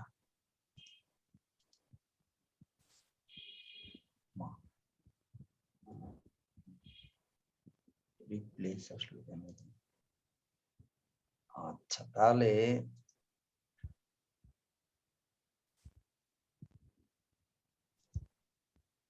দেখো তো ওয়ার্ড ফাইলটা দিলাম, দেখো তো এটা কি ডাউনলোড করে তোমরা কি আগের মতোই পাচ্ছ নাকি কিছু চেঞ্জ হয়ে গেছে? আমি ঠিক বুঝতে পারছি না।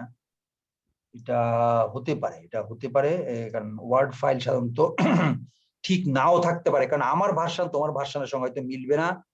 আর আমারটা লোয়ার ভার্সন, আমি 2007 ইউজ করি, তোমাদের 10 যদি 14-15 যদি হয় তাহলে হয়তো রিড করতে পারবা, কিন্তু আদারওয়াইজ আমার মনে হয় একটু অসুবিধা হইতেও পারে।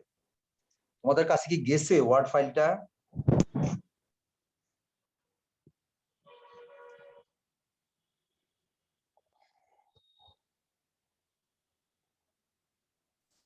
তোমরা কি ডাউনলোড করতে পারতেছো না, মানে ইয়ে করতে, মানে এটা হয়েছে কি না জানি না।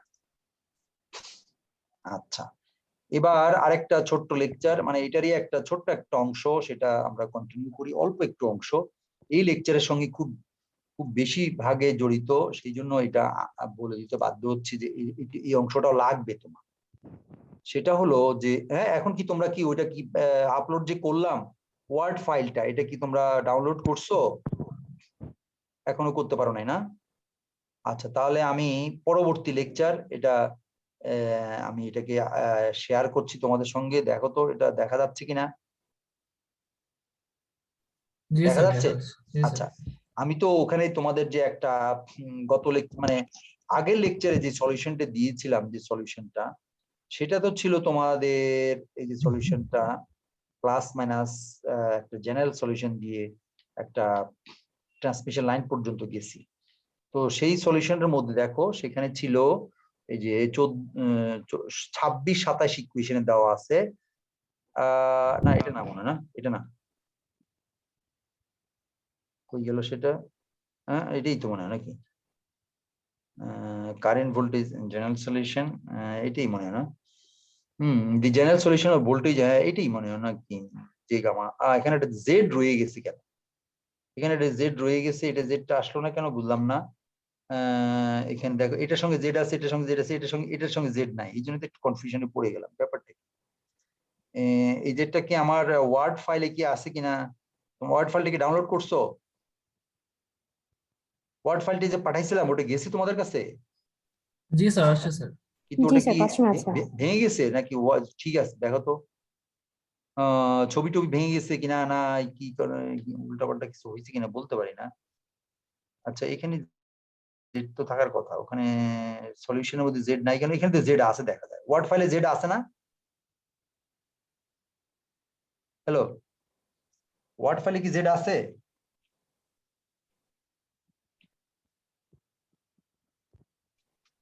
এখনো দেখতে পাও নাই নাকি?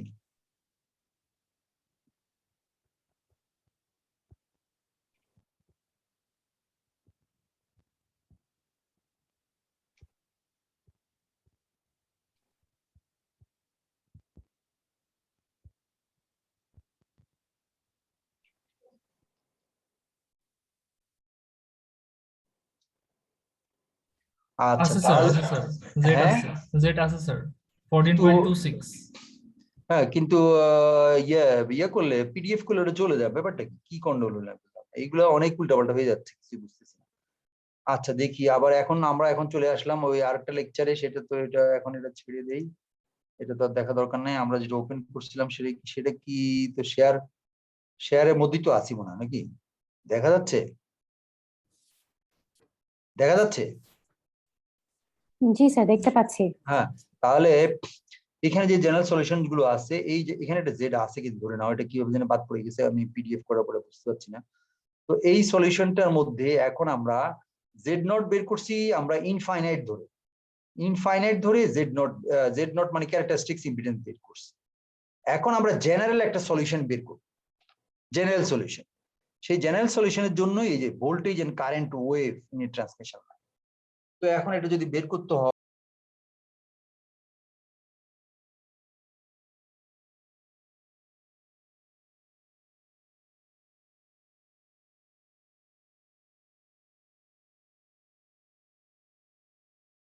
একটা সেকশন অফ এ ট্রান্সমিশন লাইনের ইকুইভ্যালেন্ট সার্কিট এঁকে সেখান থেকে voltage law, current law, transmission line equations, that means telegrapher's equation derive করছি। সেখান থেকে আমরা দেখাইলাম যে যদি আমাদের রিফ্লেকশন না থাকে তাহলে ক্যারেক্টারিস্টিক্স ইম্পিডেন্স এইভাবে প্রকাশ করা যায়। কিন্তু ভোল্টেজ এবং কারেন্ট যে ওয়েভ, এটা যেহেতু ওয়েভ ইকুয়েশন এবং সলিউশনটাও হচ্ছে ওয়েভ ইকুয়েশনের সলিউশন, অতএব ওই ভোল্টেজ এবং কারেন্টকে প্রপারলি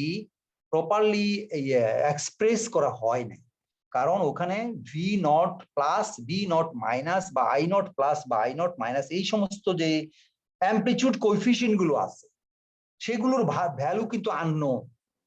সেটা এখন বসাবো, এই আসল কাহিনী হচ্ছে এটা। এবং বসাবো as well as a complete transmission line circuit consider করব। এই দুইটা পয়েন্টের মধ্যে একটা আবার বলি, সেটা হলো ট্রান্সমিশন লাইনের পুরা কমপ্লিট সার্কিট ডায়াগ্রামটা আমরা অ্যানালাইসিস করব এবং ওই সার্কিট ডায়াগ্রামে ভোল্টেজ এবং কারেন্ট ওয়েভ গুলো কিভাবে ওই পুরা ট্রান্সমিশন লাইনের এই এক সেন্ডিং এন্ড থেকে রিসিভিং এন্ডে কিভাবে প্রপাগেট করে সেটা দেখব। এই দেখতে গিয়ে ভোল্টেজ এবং কারেন্ট ওয়েভ গুলিকে আমরা ওই তাদের যে অ্যামপ্লিটিউড কোএফিসিয়েন্ট ভি প্লাস বা আই প্লাস মাইনাস এগুলো দিয়ে এগুলোকে রিপ্লেস করে ট্রান্সমিশন লাইনের প্যারামিটার গুলো দিয়ে বা নোন ভ্যালু গুলো দিয়ে রিপ্লেস করব, এই হলো উদ্দেশ্য। তাহলে আমরা প্রথমে করি কি, একটা সার্কিট ডায়াগ্রাম দেখি। সার্কিট ডায়াগ্রামটা হচ্ছে একটা ইনপুটে ভোল্টেজ দিতে হবে ভিজি এবং আউটপুটে এরকম একটা ভিএল পাবো লোডের অ্যাক্রসে, যেটা হলো জেড-এল, জেড ইম্পিডেন্স কে বলবো জেড-এল। তো এই ট্রান্সমিশন লাইনটা ধরি এল মিটার লম্বা এবং এটার input impedance Z in at distance Z zero তে একরকম, আবার এর জেড নটে আরেক রকম ধরে নিলাম, তবে সাধারণত একই রকম হওয়া উচিত। তাহলে এখন আমাদের এই ভোল্টেজ এবং কারেন্ট, এই যে এই ট্রান্সমিশন লাইনে ভোল্টেজ এবং কারেন্ট ওয়েভ গুলো এই রকম জেনারেল সলিউশন গুলো দেখছো তো আগে, ওই জেনারেল সলিউশনই এই জেনারেল সলিউশন দিয়ে রিপ্রেজেন্ট করলাম। এই জেনারেল সলিউশন অনুযায়ী তারা প্রপাগেট করবে, এক দিক থেকে আরেক দিকে প্রপাগেট করবে। V naught plus V naught minus I naught plus I naught minus এগুলো আমরা এই কোএফিসিয়েন্ট গুলো বের করব। তো সেটা দেওয়ার জন্য আমাদের in the note 14 the transmission line was shown এই z0, এগুলো বলছি আমরা, এই রেশিও হচ্ছে z0। ফলে এই ইকুয়েশন গুলো এবার এই যে ভি নট এটাকে আমরা z0 দিয়ে প্রকাশ করব যেন অন্যান্য এলিমেন্ট গুলিকে রিপ্লেস করা যায়। তো দেখা যায় সর্বপ্রথম আমরা যদি এই আইএস কে যদি করি তাহলে এই আইএস এর ইকুয়েশন কে এইভাবে লিখতে পারি এবং ভি নট এর ইকুয়েশন কে এইভাবে লিখতে পারি। আচ্ছা, এখন ধরো কিভাবে কি করব বলো। এখন এই যে জেড আছে, জেড যদি আমি সার্কিটের ডায়াগ্রামের দিকে দেখি, যখন জেড এর ভ্যালু 0, তার মানে ট্রান্সমিশন লাইনের ইনপুটের কথা বলছি। আবার জেড এর ভ্যালু যদি এল হয়, তখন আমি বলবো আমি ট্রান্সমিশন লাইনের এন্ডিং পয়েন্টে বা রিসিভিং পয়েন্টের কথা বলছি। এইভাবে এন্ডিং পয়েন্ট বা রিসিভিং পয়েন্ট, স্টার্টিং পয়েন্ট বা এন্ড পয়েন্টের প্যারামিটার গুলো দিয়ে আমি এই ইকুয়েশন গুলো এবার রিপ্লেস করব, এই ইকুয়েশন গুলো মডিফাই করব। তো প্রথমে ধরো আমরা জানি যে V naught plus I naught plus কে আমরা জেড নট দিয়ে রিপ্রেজেন্ট করতে পারি, তেমনি ভাবে এরকম ভাবে। এবার এই যে V naught plus V naught minus কে এই যে জেড নট একটা দিয়ে আই নেট কে মডিফাই করলাম। তো করে একটা এই আই নট এর ইকুয়েশন কিন্তু ছিল আগে আই নট প্লাস, এখন কিন্তু ভি নট প্লাস নিয়ে আসছি, এই ভি নট প্লাস নিয়ে আসছি। তো এইবার আসো যে আমাদের ইনপুট টার্মিনাল, এখন আমাদের এই ভোল্টেজ ইকুয়েশন গুলো একটা হলো এইটা, আরেকটা হলো এইটা, এই যে এটা 15.1 কেও আমরা ইনপুট টার্মিনাল পয়েন্ট গুলো দিয়ে রিপ্রেজেন্ট করতে পারি, আউটপুট টার্মিনাল পয়েন্ট গুলো দিয়ে রিপ্রেজেন্ট করতে পারি। মানে ইনপুট টার্মিনাল পয়েন্ট প্যারামিটার গুলো হচ্ছে হয় ভিজি, Z0 IG, তারপর অথবা ভি নট, এগুলো হচ্ছে ইনপুট প্যারামিটার। আউটপুট প্যারামিটার গুলো হচ্ছে ZL, VL, IL এগুলো,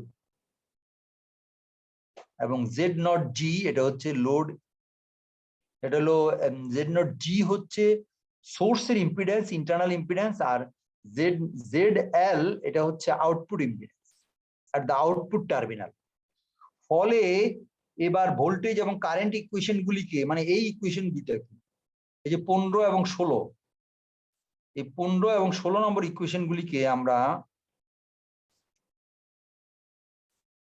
এই 15 এবং 16 নম্বর ইকুয়েশন গুলিকে আমরা এই ভি নট আই নট এগুলো রিপ্লেস করে রিপ্লেস করবো এবং অন্যান্য ভি নট আই নট এর প্লাস ভ্যালু গুলো বের করবো।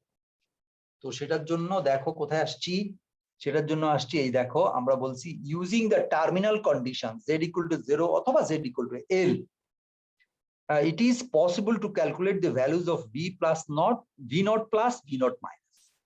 এই যে এগুলো এখন এই যে v not plus এর ভ্যালু বের করছি যখন আমরা z এর ভ্যালু 0, তার মানে ওই যে ইকুয়েশনে এই z এর ইকুয়াল টু ভ্যালু বসাই দিয়েছি, তার e to the power minus এটা ইকুয়াল টু হচ্ছে 1, এটার ভ্যালু 1। তখন আমরা v not plus v not minus কে আমরা এইভাবে লিখতে পারি এবং এইভাবে টার্মিনাল এইগুলো আমরা ইকুয়েশনে বসাইয়া আবার এটাকে একটু মডিফাই যদি করি তখন আমরা ইনপুট টার্মিনাল ভোল্টেজ ইকুয়েশন গুলিকে ইনপুট টার্মিনাল ভোল্টেজে লিখা যায় এইভাবে, এই 15-16। আচ্ছা, এখন আউটপুট টার্মিনালে আউটপুট প্যারামিটারস এর রেসপেক্টে আমরা লিখবো in terms of output parameters, মানে voltage equation in terms of output parameters. Output parameter যদি করতে হয় তখন আমাদের ওই জেড এল, এই আউটপুটে আমাদের কি কি আছে প্যারামিটার গুলো, এই জেড এল আছে, এখানে ভিএল আছে, তারপরে ইনপুট ইম্পিডেন্স জেড ইন আছে, এগুলো দিয়ে আমরা রিপ্রেজেন্ট করব। তো সেটা যদি করি আমরা এবার আউটপুট টার্মিনাল গুলোকে, তাতে আমরা দেখা যায় জেড ইনটাকে আমরা লিখতে পারি এভাবে, জেড ইনটু জেড এল এই কস এত, তার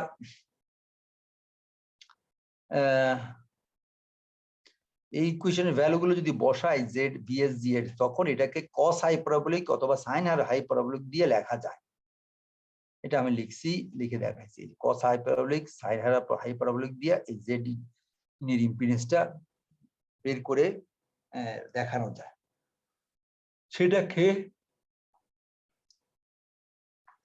সেটাকে আমরা লিখলাম এই যে 19 নম্বর ইকুয়েশন দিয়ে জেড নট এইটা 10 হাইপারবোলিক দিয়ে এক্সপ্রেস করা যায়। এই যে 15 নম্বর ইকুয়েশনের 19 নম্বর ইকুয়েশন, যেখানে ইনপুট ইম্পিডেন্স জেড ইনকে আমরা 10 হাইপারবোলিক দিয়ে রিপ্রেজেন্ট করলাম, এই ইকুয়েশনটা ডেরিভেশনের জন্য আসে। Show that input impedance of a transmission line is equals to the 10 hyperbolic দিয়ে প্রকাশ করা যায়, এটা তোমাকে দেখাইতে হবে। ঠিক আছে, এই হলো একটা ডেরিভেশনের একটা অংশ। এবং এটা আমি এর আগের যে নোটটা ছিল সেই নোটে যেটা পড়াইছি সেখান থেকে তোমার কোশ্চেন আসতে পারে যে জেড নটের ভ্যালু বের করো, একটা এক্সপ্রেশন বের করো জেড নটের জন্য এবং একটা অঙ্ক দিব, অঙ্কটা সলভ করতে। সেটা যদি হয়তো একটা নোন কোএক্সিয়াল কেবল দিয়ে দিলাম RG58 অথবা RG75, তাদের ওই রেজিস্ট্যান্স ইন্ডাকটেন্স ক্যাপাসিটেন্স দিয়েও বের করা যায়, আর ডায়ামিটার দিয়েও, তারের ডায়ামিটার দিয়েও বের করা যায়। সেখান থেকে সেই প্রশ্ন হতে পারে, এখান থেকে হলে এই প্রশ্ন, এই যে ট্রান্সমিশন লাইন। এবার আসো, এবার যে আমরা এই ট্রান্সমিশন লাইনের ইনপুট ইম্পিডেন্স বের করলাম, এবার আসো এই ইনপুট ইম্পিডেন্সের আরেকটু ডিটেইলস, সেটা হলো লসলেস কন্ডিশনে এটাকে, এই ইকুয়েশন গুলিকে আমরা দেখব।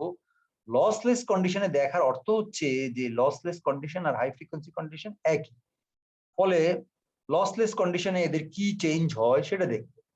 এবং সেটা দেখতে গেলে তখন আমাদের এই ভি নট আই নট এর ভ্যালুগুলিকে আমরা হাই ফ্রিকোয়েন্সিতে লসলেসের জন্য সাজাবো। তো লসলেসের জন্য সাজানো মানে হচ্ছে আর এবং জি এগুলোকে বাদ দাও বা আলফাকে বাদ দাও। এইভাবে করে আরেকটা ইকুয়েশন আমরা পাই, তখন এটাকে tan হাইপারবোলিক ইকুয়েশনটা, এই যে tan হাইপারবোলিক ইকুয়েশনটা সিম্পলি tan ইকুয়েশনে পরিণত হয়। এই যে সিম্পলি tan ইকুয়েশনে পরিণত হয়। আর বিটা জেড বিটা ইম্পিডেন্সটাকে আমরা কি বলবো ইমাজিনারি পার্টটা রেখে রিয়েল পার্টটাকে বাদ দিয়ে এটাকে আমরা tan ফাংশন দিয়ে রিপ্রেজেন্ট করব। এই তফাৎটা বোঝার চেষ্টা করো। লসলেসের জন্য হলো সিম্পলি ট্রিগোনোমেট্রিক ফাংশন হলো tan, আর লসলেস না হলে জেনারেল ভাবে ট্রান্সমিশন লাইনের ইম্পিডেন্সটাকে প্রকাশ করতে হয় tan হাইপারবোলিক দিয়ে। এই তফাৎ। এবার আসো আমরা ইনপুট ইম্পিডেন্স বের করব, মানে ট্রান্সমিশন লাইনের ইনপুট ইম্পিডেন্স এবং আউটপুট ইম্পিডেন্স। এটা বিভিন্ন জায়গাতে বের করা যায়। আমরা z equal to l এই টার্মিনালে লসলেস ইকুয়েশনে যদি আমরা বের করি zin, তখন হয় আমাদের zl। তার মানে এখানে ইম্পিডেন্স এখানে যা দিব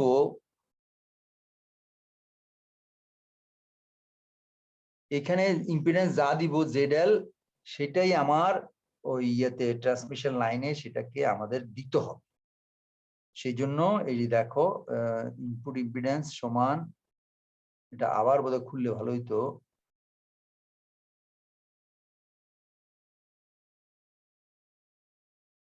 এই যে Z in at distance L, এলে জেড ইনটাই হচ্ছে জেড এল এর সমান। দ্যাট মিনস জেড ইল জেড এল সমান না হলে পরে এখানে ম্যাক্সিমাম সিগন্যাল আসতো না। তার মানে এই যে জেড ইনটা আছে, এই জেড ইনটা আর জেড এল এর সমান হবে, এটা আমরা বলতে চাচ্ছি। এটাকে বলবো ম্যাচিং কন্ডিশন। তাহলে আরেকটা কন্ডিশন হচ্ছে এই জেড ইকুয়াল টু 0-তে, জেড ইকুয়াল টু এল এর একটা কন্ডিশন দেখলাম। এবার জেড ইকুয়াল টু এল এ একটা কন্ডিশন দেখবো, জেড ইকুয়াল টু এল। আবার জেড ইকুয়াল টু 0-তে, এই যে জেড ইকুয়াল টু 0-তে আমরা জেড ইন দেখবো। সেটা লিখছি আমি, সেটা হলো এই যে জেড নট 0 দিয়ে লিখছি, এবং এটার ক্যারেক্টার এটা এক একবার এক একটা ভ্যালু দেয়। একবার দেয় জেড এল এর সমান, আবার দেয়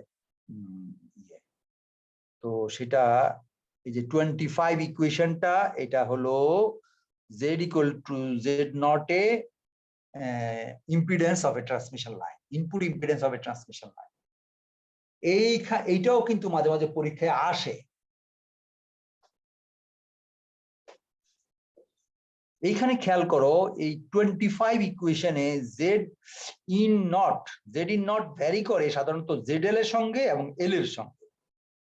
এল যদি ভ্যারি করো তাও কিন্তু তোমার এটা চেঞ্জ হবে, ইনপুট ইম্পিডেন্স চেঞ্জ হবে। আর জেড এল যদি চেঞ্জ করো তাও কিন্তু, জেড এল হলো ইম্পিডেন্স, এটা চেঞ্জ করলেও তোমার ইয়ে হবে, জেড ইন চেঞ্জ হবে। আর জেড এল যদি চেঞ্জ করো তাও হবে। তো সেটা এই বিভিন্ন ভ্যারিয়েশনের জন্য আমরা এখানে এগুলো দেখাইছি কোনটার সময় কি হয়। যদি ক্যারেক্টারিস্টিক্স ইম্পিডেন্স জেড নট হয় এই লাইনের, আর আউটপুটে তখন আমাদের ইনপুটে যে output Z L equal to infinity, Z N এর কি অবস্থা হবে দেখো। জেড এন এর ভ্যালু হচ্ছে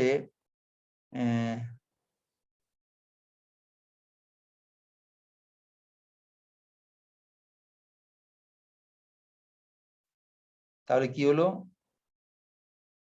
এই ছবিগুলো খেয়াল করো। এই ছবিগুলোতে আমরা কি দেখাইছি, এই ছবিগুলো দেখাইছি যে একটা ট্রান্সমিশন লাইন, তার আউটপুট সেকশনটা, আউটপুট টার্মিনাল দুটা ওপেন হতে পারে, শর্ট হতে পারে। যে শর্ট মানে এখানে একটা তার দিয়ে লাগাই দিলাম, এখানে কোনো ইম্পিডেন্স দেওয়া হলো না। শর্ট হতে পারে, অথবা তুমি একটা ম্যাচিং লোড দিতে পারো, যার ইনপুট ইম্পিডেন্স এটা সমান দেওয়া যায়, Z equal to Z not দেওয়া যায়। তা যদি হয় তাহলে এই তিনটা কন্ডিশনের জন্য আমরা এখানে এই যে লিখছি Z equal to infinity open circuit condition, এটাকে ওপেন সার্কিট কন্ডিশন বলে জেড ইকুয়াল টু ইনফিনিটি। আরেকটা হলো শর্ট সার্কিট কন্ডিশন, তখন যখন আমরা আউটপুটটা শর্ট করে দেব। আরেকটা হলো ম্যাচড কন্ডিশন, ম্যাচড কন্ডিশনে ইম্পিডেন্সটা ম্যাচিং হয়। এই যে 26, 27, 28 নম্বর ইকুয়েশন দিয়ে এই কথাগুলো বোঝানো হচ্ছে। 26, 27, 28। তাহলে এই কন্ডিশন গুলো এবার ম্যাথমেটিক্যালি কি হয় সেটা দেখবো। এই জেড ইন উইথ জেড এল এই ভ্যারিয়েশনটা যদি তিনটা কন্ডিশনের জন্য দেখি তাহলে দেখা যায় যে যদি আমরা এই কন্ডিশন গুলো বসাই, যেমন এখানে এই যে লিখছি Z in OC open circuit, Z in SC short circuit, Z in short circuit open circuit দেখাইছি, পরে এই ম্যাচটা পরে দেখাবো। শর্ট সার্কিট ওপেন সার্কিটের এই ভ্যালু গুলো হচ্ছে এইটুকু, minus J naught cot of এত minus plus J naught tan of এত। এই 29, 30 দুটো ইকুয়েশন। এটা হচ্ছে আমাদের জেড নট ওপেন সার্কিট আর জেড নট শর্ট সার্কিটের কন্ডিশন। আরেকটা রয়ে গেছে সেটা পরে। এখন এগুলোর জন্য যে ভ্যালুটা আসছে, এই যে ডান দিকে যে ভ্যালুটা, এই যে 29, 30 এর ইকুয়েশনের যে মাইনাস, এই যে এই অংশটা, এই ভ্যালুটাকে যদি আমি প্লট করি তাহলে একটা ইন্টারেস্টিং ক্যারেক্টারিস্টিক্স পাই। সেটা হলো, এবার দেখো এই ক্যারেক্টারিস্টিক্সটা দেখো, এটাকে এখান থেকে বোঝানো, এখানেও বোঝানো যায়, ভ্যালু থেকেও বোঝানো যায়। আচ্ছা ঠিক আছে, ভ্যালু থেকেও ছবি দেখে বোঝাই, ছবি ভালো হবে। যদি আমরা এটাকে বুঝাই যে আমাদের এই যে লেন্থটা চেঞ্জ হয়ে যাচ্ছে, এটা হলো ক্যারেক্টারিস্টিক্স ইম্পিডেন্স, এটা হলো শর্ট সার্কিটেড ইম্পিডেন্স। শর্ট সার্কিটে যখন আমরা করব তখন এটার ক্যারেক্টারিস্টিক্স, এই ইম্পিডেন্সের ক্যারেক্টারিস্টিক্স হলো এরকম। কি হচ্ছে, at some point theta equal to 90 তে এটা ইনফিনিটি ভ্যালু হয়ে যায়, ইনফাইনাইট ভ্যালু হয়ে যায়, অথবা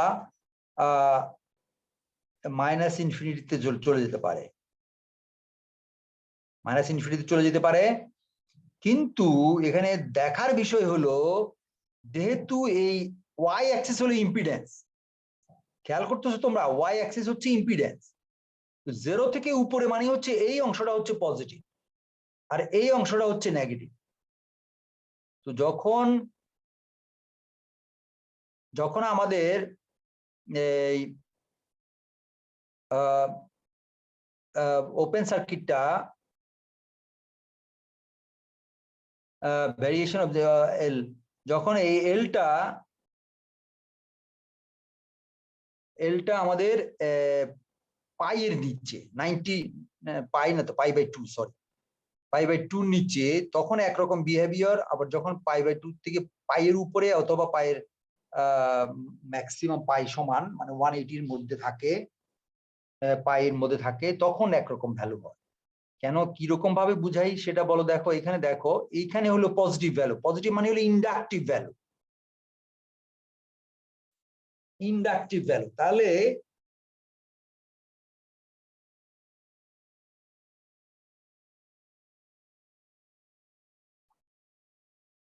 এই যে তারটা, এই যে তারটা, কোয়েক্সিয়াল কেবলটা যখন ওপেন থাকবে তখন এটা কিন্তু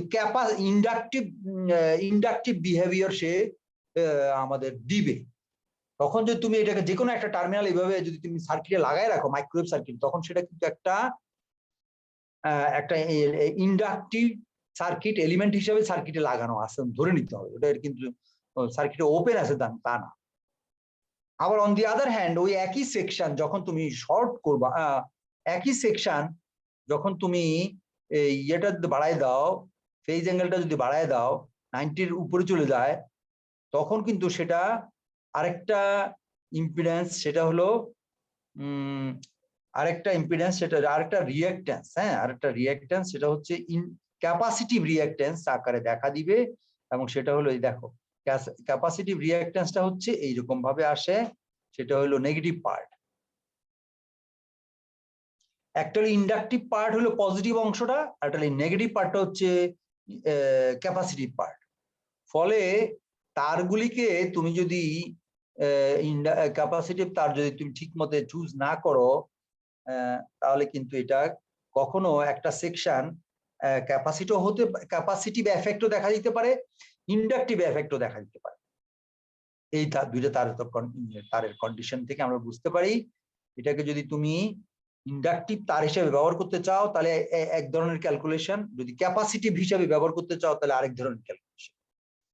এই দুইটা, এই যে শর্ট এবং ওপেনের এটা দেখাই গেলাম। এরপরে সি আসো। সি হচ্ছে আমাদের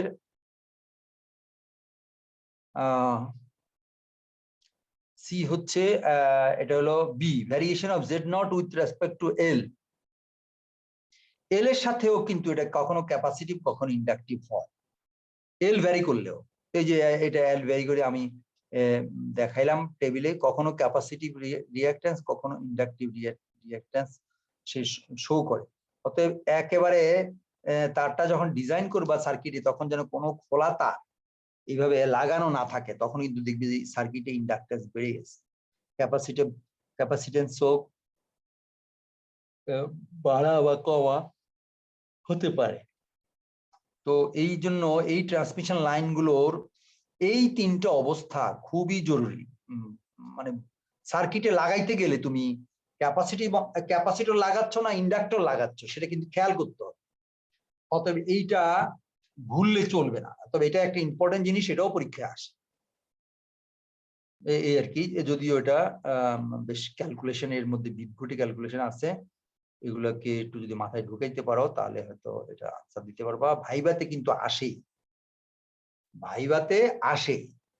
আচ্ছা, তারপরে আমি এখন বাকি আর কিছু নাই, বাকিগুলো সব হলো আমি কতগুলো এক্সাম্পল দিয়ে গেছি। সে এক্সাম্পলটা হচ্ছে যদি λ/4 হয় এল এর ভ্যালু, λ/4, λ/4 মানে হলো কোয়ার্টার ওয়েভ, একটা ওয়েভের 4/1 ভাগ কোয়ার্টার ওয়েভ। এই জন্য এই কোয়ার্টার ওয়েভ লাইনকে কখনো কখনো কোয়ার্টার ওয়েভ ট্রান্সফরমারের সঙ্গে তুলনা করা হয়েছে।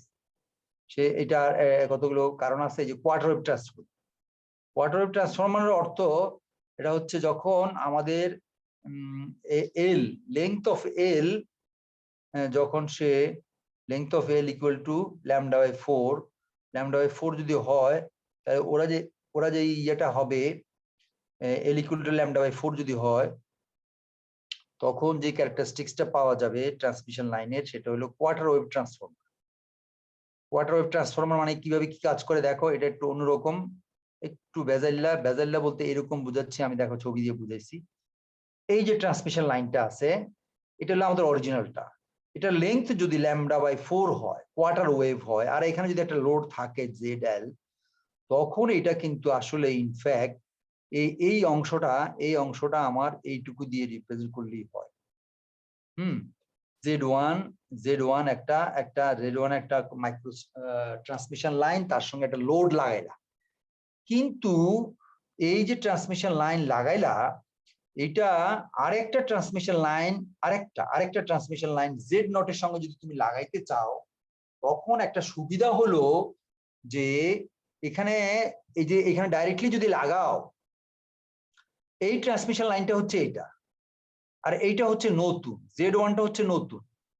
যদি আমরা এই Z0 এবং ZL টা ম্যাচিং করতে যাই তখন আমরা হয়তো কখনো কখনো সাকসেসফুল হই, কখনো হই না।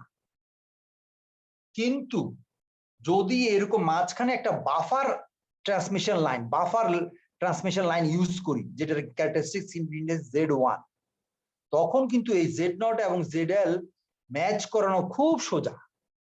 সেটা কিভাবে, এই যে এখানে করা হয়েছে, আমরা সেটা করছি, সেটা হলো এটা Z0 quarter wave equal to half 1 square Z0 ZL। এখন ZL এর ভ্যালু যদি আমার ইয়ে হয় তখন কিন্তু আর এটা ওইভাবে থাকবে না, ZL ইকুয়াল টু ZL। তাহলে এই কোয়ার্টার ওয়েভের জন্য Z0 equal to Z1 ZL মানে পাইলাম। এখন Z1 Z1 দুটো ফর্মুলা হচ্ছে Z0 ইন্টু ZL। এখান থেকে দেখা যায় যদি তুমি ট্রান্সমিশন লাইনটার অরিজিনাল যে দুটো ট্রান্সমিশন লাইন আছে সেটার থেকে নতুন একটা Z1টা যদি তুমি চুজ করতে পারো তাহলে এই ম্যাচিংটা সবচেয়ে ইজিয়ার হয়। এই ইজিয়ার করার জন্যই কোয়ার্টার ওয়েভ ট্রান্সফরমার ইউজ করা হয়। এই তাহলে এই আজকের লেকচারের থার্ড পয়েন্ট হচ্ছে কোয়ার্টার ওয়েভ ট্রান্সফরমার। তার মানে একটা ট্রান্সমিশন লাইনকে λ/4 লেংথের একটা ট্রান্সমিশন লাইন নিতে হবে। সেটা যদি নাও তাহলে এবার যদি এই এই এই ট্রান্সমিশন লাইন এবং তার আগে আরেকটা ট্রান্সমিশন লাইন জেড নট এবং এদের আউটপুটে একটা লোড আছে যদি জেড.এল হয়, তাহলে তিনটাকে ম্যাচিং করাইতে হইলে আমার এই Z1 এর মতো একটা ক্যারেক্টারিস্টিক ইম্পিডেন্সের লাইন হলেই চলবে, এবং যার ভ্যালু হচ্ছে এই যে Z1 ইকুয়াল টু হচ্ছে Z0 square root of Z। এইরকম একটা নোন ট্রান্সমিশন লাইন যদি তুমি নাও এবং এই দুইটার মাঝখানে বসাও, এই দুইটার মাঝখানে বসাও, তাহলে এইবার এখানে লোড মানে এইখানে এই মাঝখানে যদি বসাও, তাহলে এই লোড এবং এইবার Z0 এই অরিজিনাল ট্রান্সমিশন লাইন এবং Z0 ম্যাচিং করা ইজিয়ার হয়ে যায়। এই হলো একটা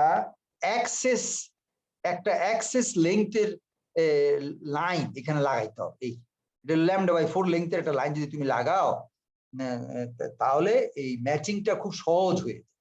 এটা হলো third point of the lecture.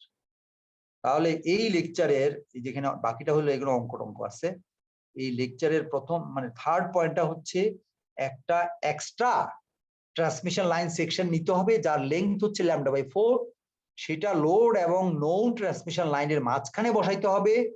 তাহলে দেখা যাবে যে মেইন ট্রান্সমিশন লাইন এবং লোডের মধ্যে ম্যাচিংটা ইজিয়ার হয়ে যায়। এই হলো কোয়ার্টার ওয়েভ ট্রান্সফরমারের কাজ। দ্বিতীয়ত, এখানে আমরা যারা ট্রান্সমিশন লাইন নিয়ে পড়ি তারা দেখলাম যে ভোল্টেজ এবং কারেন্ট সোর্সকে কিভাবে রিলেট করা যায়। আর 3 নম্বরে হচ্ছে ক্যারেক্টারিস্টিক্স ইম্পিডেন্সের থিওরিটিক্যাল ক্যালকুলেশন কিভাবে হয় এবং এর ম্যাগনিটিউড। একটা एग्जांपल আমি আজকে মোটামুটি একটা লেকচার শেষ করলাম, খুবই ইম্পর্টেন্ট, এবং এখান থেকে টুকিটাকে 5 নম্বর 2 নম্বর 4 নম্বরের কোশ্চেন থাকে, অতএব 3-4টা কোশ্চেনের টুকিটাকে দিয়ে ফেললাম। এগুলাকে যদি ভালো করে না পড়ো, কেয়ারফুলি না পড়ো, পরীক্ষায় ডেরাইভ করতে পারবে না, পরীক্ষায় লিখতে পারবে না, ফলে তোমার 2-4-5 নম্বর চলে যাবে। অথচ এখান থেকে একটা কোশ্চেন প্রতিবার আসে উইথ অ্যান এক্সাম্পল। এই যে উইথ অ্যান এক্সাম্পল এখানেও দেওয়া আছে। তো এইটা হলো আজকের লেকচারের শেষ অংশটা। তোমরা কি আর কিছু বললে বলো, নাইলে কিন্তু আজকের লেকচার এখানে শেষ করব। কালকে আমাদের যথারীতি একটা সানডেতে 11:30টায় একটা লেকচার আছে, সেটা হলো ট্রান্সমিশন লাইনের আরেকটা লেকচার, ট্রান্সমিশন লাইন 3। তারও অ্যানাদার লেকচার রয়ে গেছে, সেটা আজকে শেষ করা সম্ভব হয় নাই, অনেক লম্বা, সেটা শুরু করব। আর যদি তোমরা আজকে বিকালে সময় দাও তাহলে আরেকটা লেকচার দিতে পারি 2টা-2:30টার দিকে। কি বলো, কিছু বলো। আর কি লেকচার আজকে, আর কি লেকচার শুনবা না আজকে আর না কাল? আজকে স্যার না দিলে আজকে থাক। তাহলে কালকে আবার 11:30টায় আসেন এজ ইউজুয়াল যথারীতি, তাহলে ওখানেই আমরা আরেকটা লেকচার এবং যতদূর পারি সেখানে আর একটু আলোচনা করবো। তাহলে ট্রান্সমিশন লাইনের এই যে প্রবলেম গুলো, এগুলো কিন্তু বেশ কঠিন প্রবলেম, তোমরা বাসায় এগুলো প্র্যাকটিস করবা। আমি তো সময় কমের জন্য পড়াইতে পারি না। তাহলে ঠিক আছে, আর কোনো কোশ্চেন থাকবে তোমাদের? আপনি স্যার লেকচার 12তে স্যার ক্লাসে একবার একটা মজার জিনিস পড়িয়েছিলেন, মানে টাইটেল এরকম ছিল স্যার, ওটার হার্ড কপিটা মেবি স্যার রাফাতকে দিয়েছিলেন স্যার, ওটাই সফট কপি কি স্যার আপলোড দেওয়া যাবে? ও, ওই যে হার্ড কপির সফট কপি, দেখি আমি খুঁজে বের করে আমি আপলোড করে দিচ্ছি। জি স্যার। আচ্ছা, আপলোড করে দিচ্ছি, যদি পাই তাহলে আপলোড করে দেব। আমি আপাতত তাহলে আজকের এই লেকচারটা এখানে শেষ করলাম। আমি খুঁজতে